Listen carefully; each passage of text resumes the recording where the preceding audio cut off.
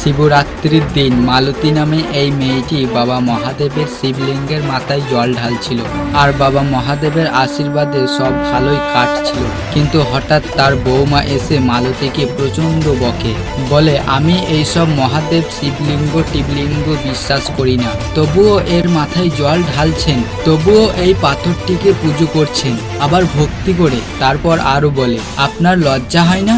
আমি আর এই বাড়িতে থাকবো না, এক্ষুনি আমি আপনার ছেলেকে ফোন করছি। তারপর মেয়েটা ফোন করে আর বলে, আমি তোমাদের বাড়িতে থাকবো না, তোমার মা ওই একটা পাথরকে শিবলিঙ্গ না টিবলিঙ্গ বলছে, ওটাকে পুজো করছে, যত সব আদিক খেতা, তুমি তাড়াতাড়ি বাড়ি চলে এসো। তারপর ওই লোকটা কাজ থেকে বাড়ি ফিরতে থাকে। সে উদাস হয়েছিল।